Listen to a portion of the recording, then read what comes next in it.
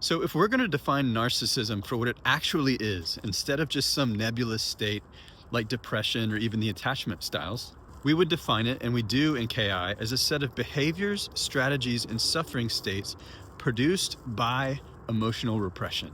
When human beings have buried and repressed emotions in their bodies, they're forced into pretense. We sometimes say, when we bury what's true, we're forced to identify with what's false.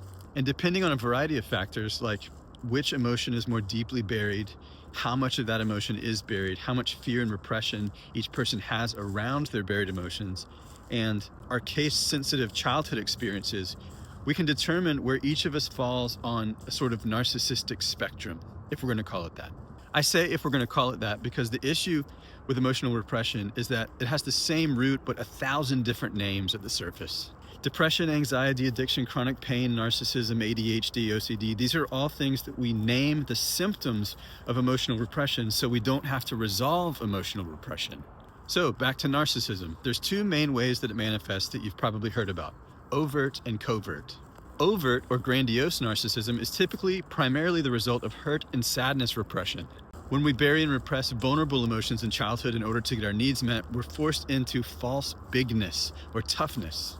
If a hurt and sadness repressing overt narcissist wants to find real strength, they have to resolve their hurt and sadness repression. The second type, which is covert or vulnerable narcissism, is typically primarily the result of burying and repressing anger.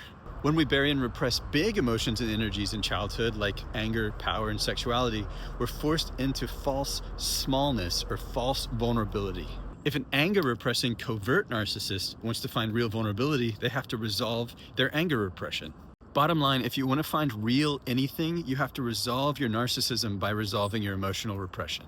And another perk of this process is that suffering ends. If you'd like to give it a shot, tap the link.